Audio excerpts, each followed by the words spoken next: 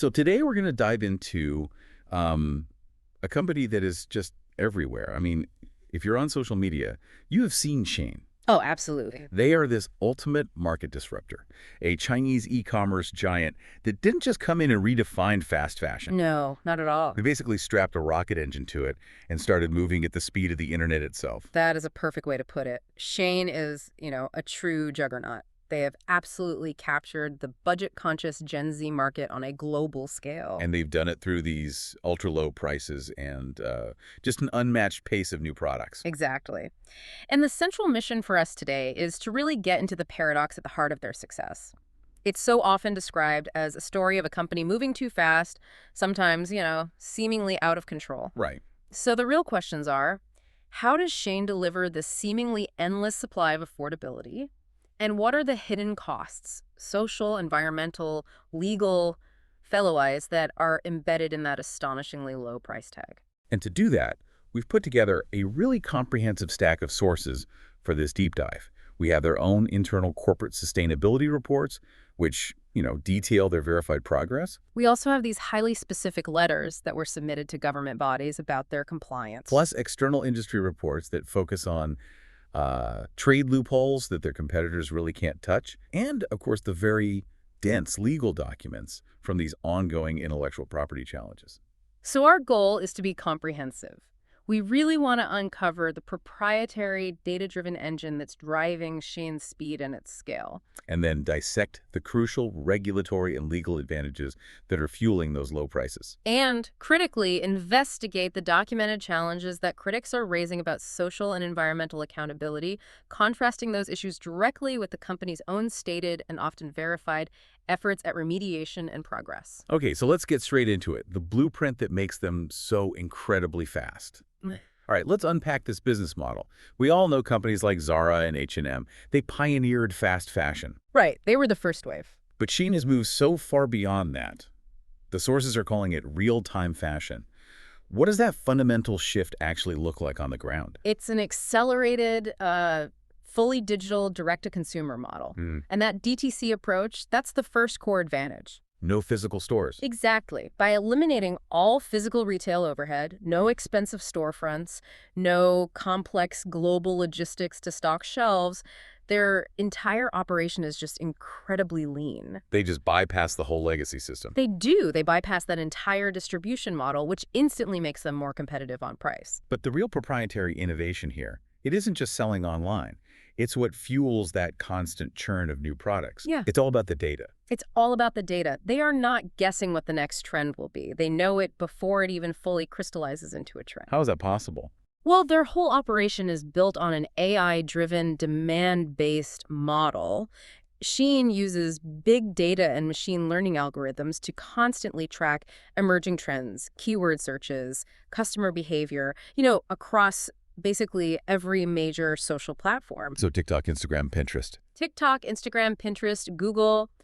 They are observing what people are commenting on, what fashion items are getting viral traction, what color palettes are suddenly spiking in popularity. It's instantaneous feedback. Instantaneous granular feedback. Yeah. And that allows them to completely bypass the traditional design forecasting that can take weeks or even months for other companies to execute. That speed is just phenomenal, but it's the next step in their process that seems to fundamentally break the old retail model of supply and demand risk. I'm talking about the micro-batch strategy. This is the absolute genius of their system, and it is the key to minimizing their inventory risk to almost zero. So instead of making thousands of one dress. Right. Instead of mass-producing a new design by the thousands and hoping it sells, Shein releases this astonishing number of new pieces every single day. And the numbers are huge, right? We're talking somewhere between 500 and 2,000 new SKUs, new items listed every 24 hours. But, and this is the critical part, each new item is launched in an incredibly small test batch. How small were you talking? Often just 100 to 200 units. So they're basically using their own website and their millions of customers as a real-time global market research group. Precisely. That tiny micro batch acts as a very low-cost market test.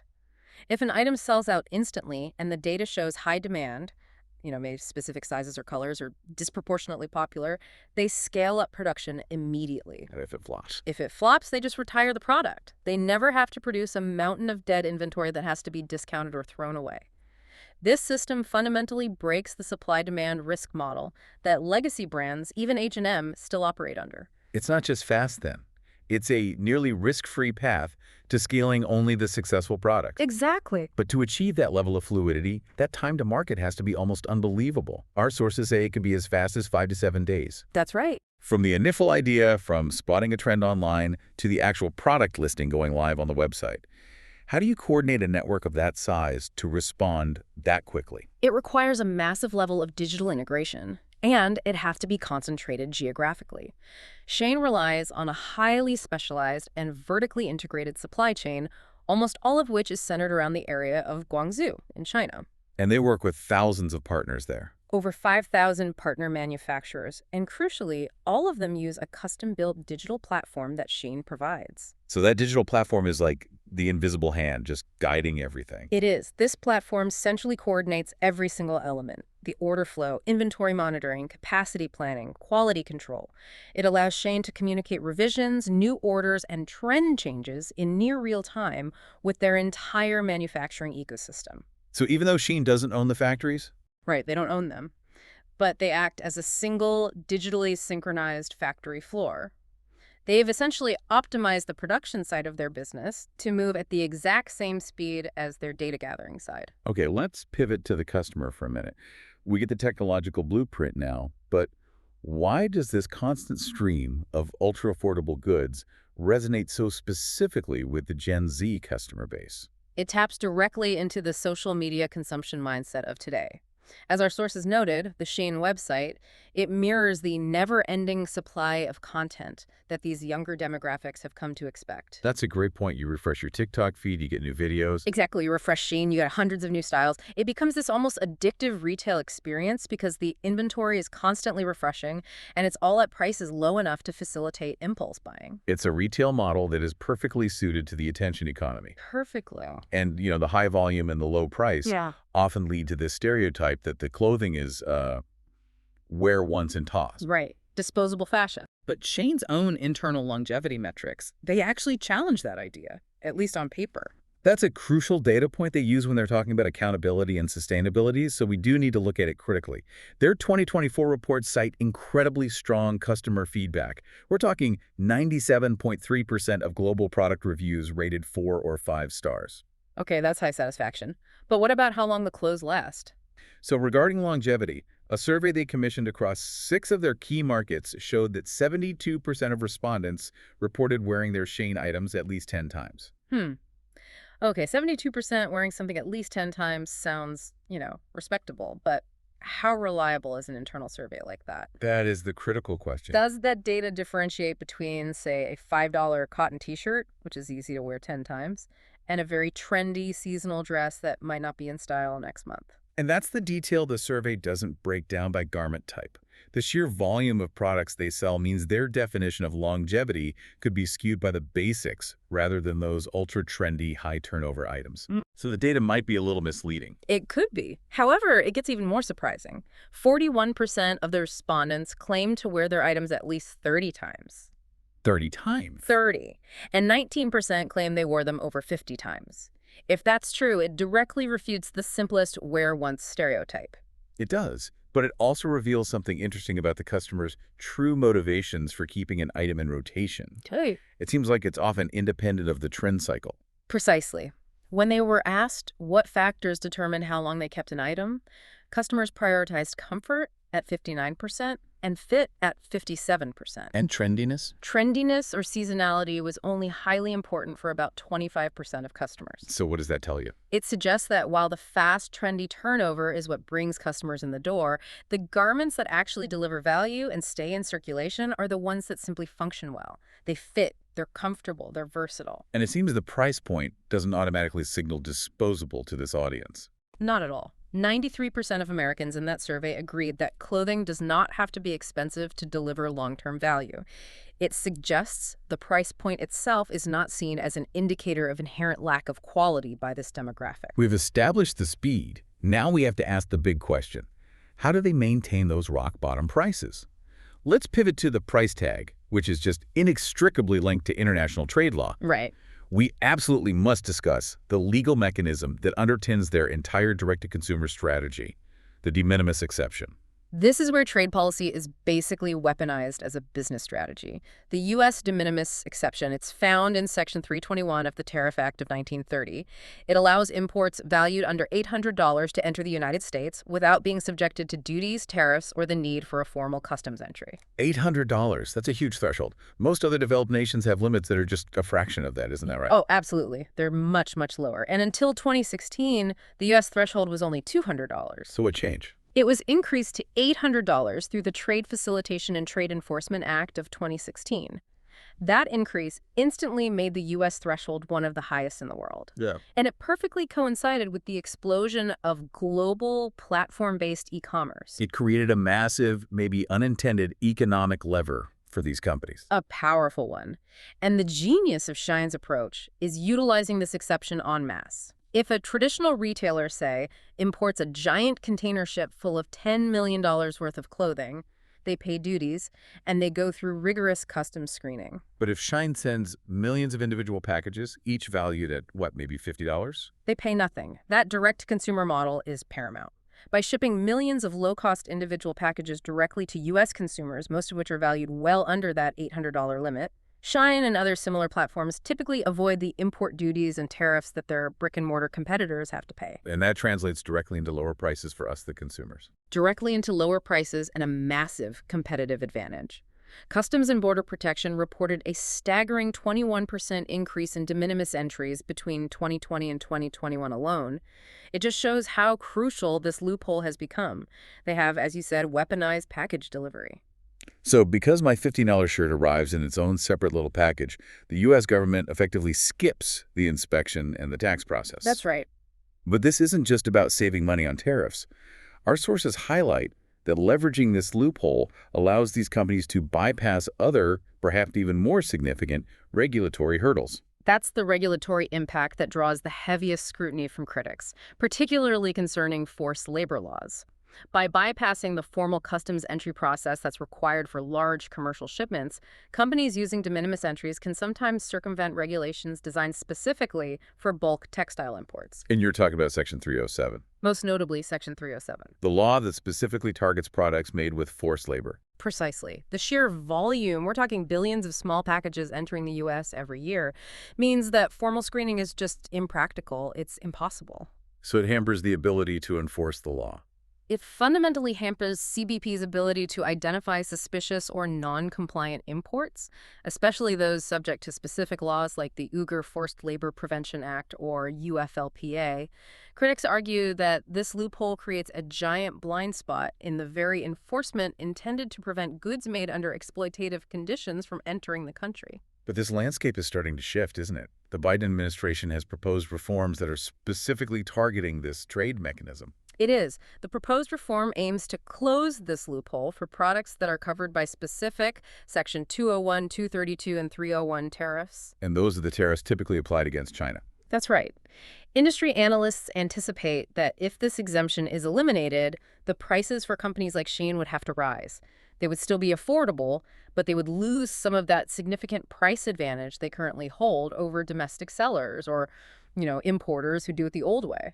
It would level the playing field, in theory. It aims to, yes. Though the implementation timeline is facing delays, there's intense lobbying and expected legal challenges from the many companies that now rely on this mechanism. Okay, let's shift from trade law to another kind of legal scrutiny that often dogs companies moving this fast. I'm talking about intellectual property theft allegations. Yes. We've seen these highly detailed class action lawsuits filed by U.S. designers claiming not just accidental copying, but large-scale and systemic IP theft. And these are not minor disputes. These are very serious allegations, suggesting that IP infringement is a calculated core component of their business strategy. A cost of doing business. Exactly. The lawsuits claim that Shein's operational model relies on copyright infringement as a necessary calculated business expense built right into their financial models, just like paying for electricity or insurance. So the same AI that makes them so fast also makes them hyper-efficient at infringement. It's like an industrialized system for copying. According to the complaints, absolutely. The data tracking algorithms that Shein uses, they don't just spot trends. They allegedly scrape copyrighted designs from other websites and produce exact copies almost instantly. And then they just deal with the lawsuits as they come. The company then allegedly treats the inevitable costs of litigating and settling these copyright claims, which they have a long history of, as just a normal operating cost. They use these systems to produce thousands of new products daily without ever getting proper licensing or fairly compensating the original, often independent creators. It's a volume game. It's a volume game where the occasional lawsuit is just factored into the budget. And when they do face a lawsuit, how do they attempt to skirt liability for this alleged systematic theft? Well, the lawsuits allege that Shein tries to push the liability down onto its contract manufacturers. So they blame the suppliers. They do. They claim their suppliers must certify that their products don't infringe on third-party IP. However, the counter-allegation is that Shein itself is providing those suppliers with these scraped designs it wants them to manufacture, based on that surveillance data. So the manufacturers aren't just coming up with these designs on their own. No, the argument is that they are not independently choosing the products. They are producing designs provided to them by Shein. And this creates this complex, multi-layered corporate network that seems designed specifically to obfuscate responsibility. And that makes it much harder for smaller designers to successfully prosecute them for IP theft. It's a deeply frustrating and often financially impossible position for the original creators. The speed, the volume, and that ultra-low price point. It all raises these unavoidable ethical questions about the human cost that's embedded in this supply chain. It has to. We know Shein relies on this vast network of third-party contract manufacturers, predominantly in China, but they're also expanding into places like Brazil and Turkey. And before we dive into Shein specifically, I think it's important to contextualize this on a global scale. Long working hours, labor rights issues. These are a recognized, known, long-term issue globally in the high-volume manufacturing sector. So it's not unique to Shein. It is not unique to Shein. These contract manufacturers typically work with a wide array of international brands, sometimes all at the same time. But that said, the very model of ultra-fast fashion, this constant churn of new styles, the micro batches, the immense pressure for speed, that must exert a strong downward pressure on labor costs. It does. And that increases the inherent risk of exploitation beyond what we might see in traditional mass production. That systemic pressure is undeniable. The need for maximum flexibility and rapid turnaround, it demands an available and cheap labor force. So to manage this risk, Shein relies on its supplier responsibility standards, or the SRS framework. And that's governed by their supplier code of conduct. Yes, the SCOSI. And they align that with the core conventions of the International Labor Organization, the ILO, and the UN Universal Declaration of Human Rights. So what are some of the specific requirements that suppliers have to follow? What are the boundaries of acceptable labor practices under this code? Well, the SCOSI is very rigorous, at least on paper. It absolutely prohibits all forms of forced labor. So that includes things like debt bondage or withholding passports. Debt bondage, prison labor, withholding employee ID, documents, all of it. And it strictly prohibits child labor using very comprehensive definitions. What about pay and hours? For compensation, workers have to be paid at least the local minimum wage, and all overtime must be compensated at the legally mandated premium rate. And crucially, the SCOSI sets strict limits on working hours, a maximum of 60 hours per week, including overtime, and it requires at least 1 day off every 7 days. Workers must also have the right to refuse overtime without any penalty. Okay, but how does Shein police thousands of independent contractors against these rules? I mean, how do they actually enforce that 60-hour-week limit on the ground? It's managed through a mandatory, risk-based, and critically, an unannounced audit process. New suppliers have to pass an initial SRS screening before they even receive orders. And for existing suppliers? Existing suppliers are subject to full on-site audits annually, with the frequency adjusted based on risk factors like procurement value or their previous audit history. And the process uses a detailed grading system from A to E based on over 140 checkpoints. So what are the consequences if they find violations during these audits? The violations are classified by severity. The most severe infractions, like forced labor or child labor, are designated as immediate termination violations, or ITVs. Meaning the contract is just terminated on the spot. Instantly. Less severe but still urgent violations, things like delayed wages, improper record keeping, or, locked emergency exits, those are categorized as immediate remediation violations, or IRVs. And for those, they get a chance to fix the problem. Typically, yes. Suppliers found with IRVs are given a short window to correct the issue, or they face suspension of their orders. All right, so let's look at the actual findings from these audits, because this is really where the rubber meets the road. What have their audits revealed, especially considering the most severe violations? The reports show that the stricter enforcement process they put in place in late 2023 is catching these severe issues. In their 2024 reporting period, Shein's SRS audits identified 2 cases of underage labor. 2 cases. And what happened? It resulted in the immediate termination of the non-compliant suppliers under that ITV policy. And in both incidents, the workers had only been employed for less than 6 weeks before the violation was discovered and acted upon, which suggests pretty rapid identification. So the system is working to catch the worst offenses, but what about the broader, more systemic issues like wages and excessive working hours, which are probably much harder to fix? Well, there has been measurable progress in wage compliance. Wage violation IRVs, which cover things like delayed payment or failure to pay minimum wage, they decreased significantly. They dropped from 2.3% of audits in 2022 to just 1% in 2024. That's a big drop. It is. It suggests that the combination of stricter monitoring and focused supplier training is having a tangible, positive effect on core payment compliance. But the shadow of overtime, that still remains a systemic problem, right? It does. Excessive working hours remains the single broader systemic issue across the entire supplier network. And this really reflects the global difficulty in managing this issue in a high-volume, quick turnaround manufacturing environment where the margins are just razor thin. So what's their response? Shein's response involves suspending orders from suppliers who have chronic, severe overtime issues, but the sheer demand for production speed makes this a persistent challenge. So they can't just use the stick of termination all the time. They need a more proactive approach to help these suppliers become compliant without just losing them entirely. Exactly. And that leads us to their Supplier Community Empowerment Program, or SCEP. ECEP, what is that? It's their dual-pronged approach, combining enforcement with substantial financial empowerment. As of the end of 2024, Shein has invested over $33 million into this program. And where does that money go? It's deployed in various ways. Facility upgrades for suppliers who are struggling with safety compliance, targeted training, and worker support initiatives. Tell me a bit more about the targeted training. What specific practical guidance are they giving to these thousands of partners? The training is highly practical, and it's aimed at operational compliance.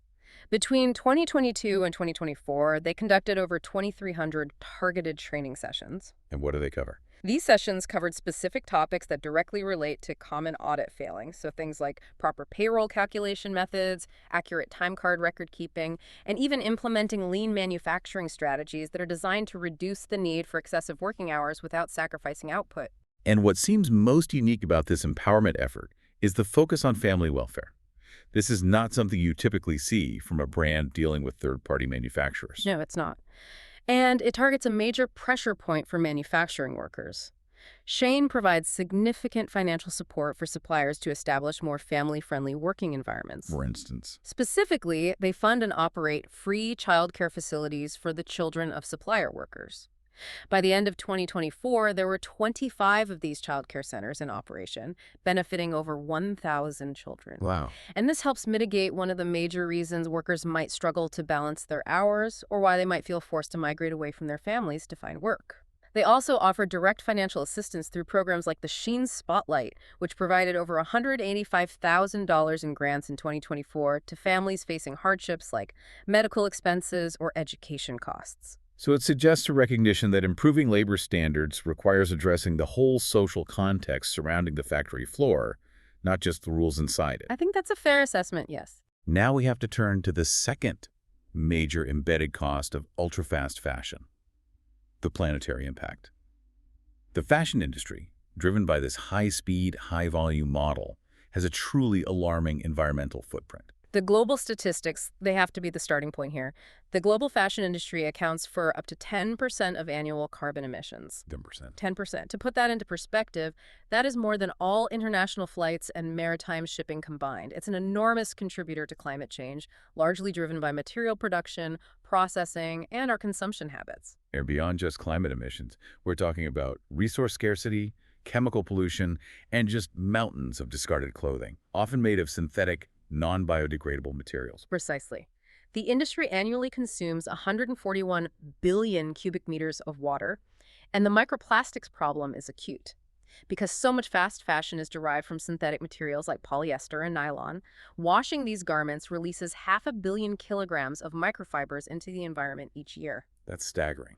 A study back in 2017 found that about 35% of primary ocean microplastics come directly from washing these synthetic textiles. And then there's the final, tragic endpoint, which is waste. Up to half of all textile waste generated is ultimately shipped overseas, often ending up in landfills in the global south, which creates significant environmental justice issues. Okay, that's the sobering background. Against this reality, how is Shein, a company built on speed and volume, responding? They have publicly committed to some significant sustainability and decarbonization goals. They are taking a very formal route, one that requires external validation. Shein has submitted and received approval from the Science-Based Targets Initiative, or SBTI, for both near and long-term targets. And what's the main goal?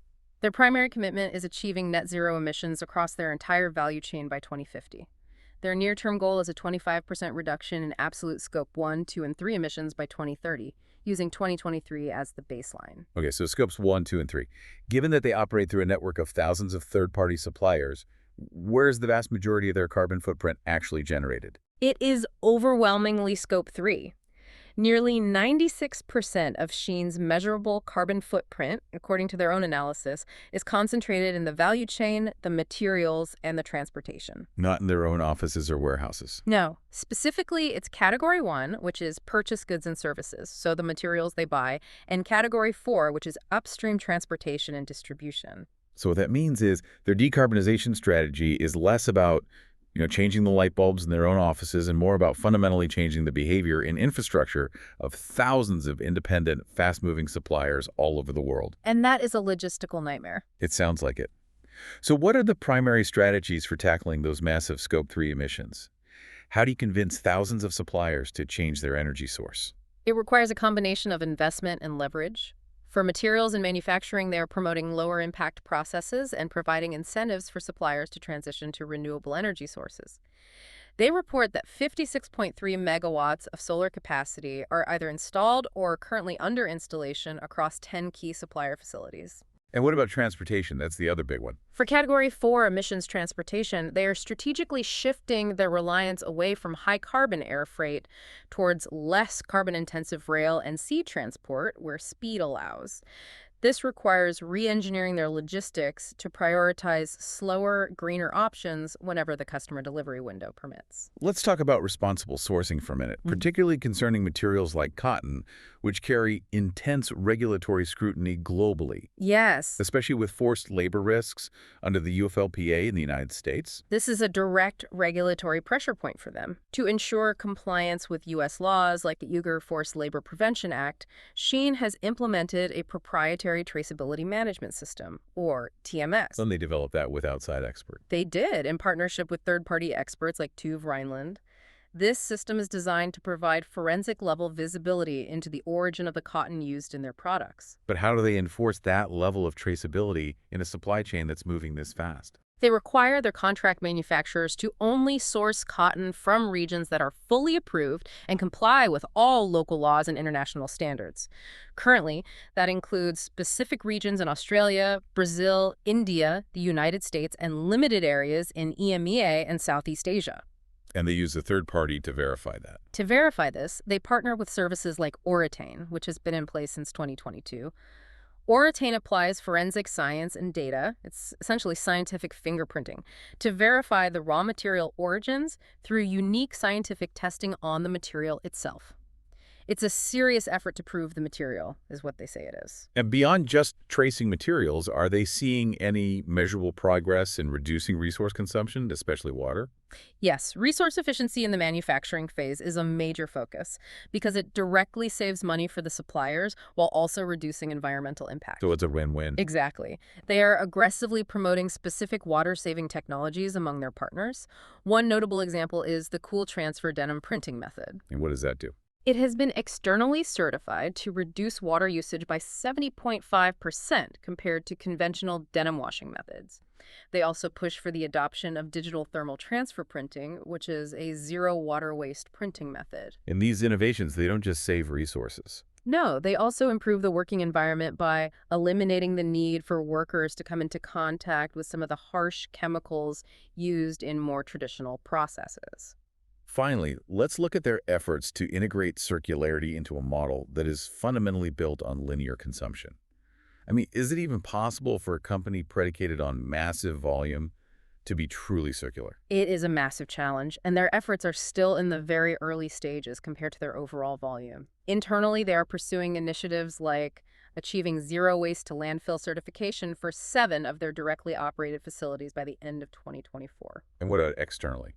For the consumer. Externally, they're trying to extend garment life through customer engagement. They launched the Shein Exchange. The resale platform. It's a peer-to-peer resale platform currently operating in the US, the UK, France, and Germany, and it allows customers to easily sell their used Shein garments to each other. That seems like a really necessary component, giving the clothes a second life if the consumption volume is just so high. Absolutely. And they're also focusing on pre-consumer waste. They partnered with a company called Alokia to actively use rescued dead stock materials. So fabrics that would otherwise just be thrown away. Exactly, fabrics that would go to waste. They procured over 28,000 meters of available dead stock fabric in 2024 to integrate into new designs. But, while these are all concrete steps, the fundamental tension remains between promoting circularity and launching thousands of new products every single day. Okay, so our final segment brings us back to the market reality. Shein's global ambitions, the severe regulatory headwinds they're now facing, and the broader systemic challenge they pose to ethical commerce. Right. Their path to a public listing to an IPO has been anything but smooth. The IPO journey has been extremely rocky, and it's been heavily influenced by geopolitics and, frankly, regulatory fear. Shein initially eyed the US and then the London markets. Both of those stalled. They stalled significantly due to intense scrutiny over their supply chain governance, their sustainability records, and the political climate surrounding a Chinese-linked giant. So the company pivoted in 2025 toward a confidential filing in Hong Kong. Which signals a retreat to a more familiar and perhaps more amenable regulatory environment. That seems to be the calculation. And investor enthusiasm has definitely been tempered by all this scrutiny and delay. The valuation has taken a serious hit from its peak. Oh, the valuation drop is critical to understanding the risk here. Following a funding round in 2022, their private valuations soared as high as $100 billion. $100 billion. $100 billion. However, current IPO expectations have clustered much, much lower, generally landing somewhere between $25 billion and $40 billion. That is a massive discount. It is. Even with an incredibly strong 2025 net income outlook, they're projecting nearly $2 billion investors are clearly applying a steep discount due to all this regulatory uncertainty, the geopolitical risk, and the ongoing labor and IP allegations. And speaking of that regulatory risk, we discussed the tariff loopholes in the U.S. But what sort of new laws is Shein facing globally, particularly from major economic blocs like the EU? The European Union is introducing regulations that could fundamentally change the transparency required for every single item they sell. You're talking about the Digital Product Passport. Exactly. The forthcoming Digital Product Passport, or DPP. This regulation will compel companies to provide comprehensive, detailed digital information on product origins, the specific materials used, environmental impact assessments, care instructions, and detailed disposal information. For a company that releases, 2,000 new products a day, providing that much granular, verifiable data for every single SKU, it sounds like an administrative nightmare. It is a massive logistical and data burden.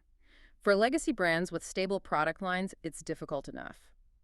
But for a company with a vast, complex, and rapidly changing catalog like Shein's, this level of mandated disclosure presents an extraordinary compliance challenge. The infrastructure required to track all of that must be immense. Immense. And non-compliance could lead to severe restrictions on their market access in Europe. And beyond specific compliance, there's also significant pressure in markets like the UK for stronger, overarching human rights and environmental laws that would force accountability further up the supply chain. That political pressure is growing, and it's being driven by nonprofits and ethical consumer groups. Organizations are urgently calling on governments to introduce mandatory human rights and environmental due diligence laws. And the argument is? The argument is simple. The competitive pressure from ultra-fast fashion makes it nearly impossible for genuinely ethical companies to compete on price, because businesses that profit from exploitation gain an inherent unfair advantage. So stronger laws would hold all companies to the same standard. Stronger, mandatory legislation would hold global companies legally accountable for everything that happens in their supply chain. It would prevent those markets from becoming a dumping ground for goods that might be tainted by exploitation. So Shein is facing this simultaneous pressure. Tariffs in the US could raise their prices, transparency laws in the EU could slow them down, and yet they're still positioning themselves as something more than just a retailer. That's right. They're evolving into a technology provider. That is perhaps the most significant potential evolution of their business model, transforming into a supply chain as a service platform. They realize their core asset isn't really the clothes, it's the technology that makes the clothes. So they would license their system to other companies. By offering their proprietary digital supply chain infrastructure, the AI trend spotting, the micro-batch ordering, the supplier coordination systems to third parties, they can become a foundational, indispensable player in global retail. If regulatory hurdles increase their apparel costs, they can just pivot to licensing the technology that built their empire. Which brings us back to the core complexity here. Shein is the face of these issues, but what does their success really tell us about the larger systemic challenge of consumption itself? I think the sheer scale of Shein's success emphasizes that the ultimate challenge is systemic and it's consumer-driven. As one ODU expert noted in our sources, the core dynamic remains consumer demand. As long as consumers demand more low-priced, trendy garments and are willing to accept the risk of lower quality or unknown origins for that, price manufacturers and vendors will be willing to meet those demands. Shein has just perfected the engine to capitalize on it. They've perfected the engine. We can't lose sight of the broader market dynamic that rewards affordability and speed, even if it comes at a hidden cost. So we've taken a really deep dive into Shein's entire operation. And what we've found is, I think, a company of technological genius. Yeah, it really is. AI-driven micro-batches, real-time demand capture. And they've successfully weaponized market dynamics like the de minimis trade loophole and this high-speed, low-cost supply base. The tension here is just so profound. We've seen that this growth model places immense pressure on human rights and the environment. Yet, simultaneously, the sources confirm the company is aggressively pursuing verified, science-based sustainability goals. Right? The SBTI approval, advanced material traceability. Major investment in supplier empowerment. They are actively trying to fix the problems of labor intensity and waste, even as they face this relentless criticism for the unavoidable high-volume consequences of the core business model itself. It just leaves you with this profound sense of the true cost of convenience and where those costs ultimately land. We know the environmental burden of the fast fashion industry often ends up in the global south. Textile waste accumulates in landfills worldwide. And this connects back to this idea of overconsumption. It's illustrated by the surprising fact that increasing numbers of storage units are being erected globally just to house people's excess belongings, things they bought but don't even use. So that brings us to the final provocative thought for you to consider. If regulations do succeed in closing the trade loopholes that currently make clothing extremely cheap, thereby raising consumer prices, And that $10 dress suddenly costs $20. what happens then? Will consumers truly decrease their consumption and learn to be satisfied with less? Or will they simply shift the burden of cost elsewhere, perhaps seeking out the next market disruptor who finds another loophole? Ultimately preserving the systemic demand for constant, cheap excess. Does the behavior actually change, or does the cost just get shifted somewhere else?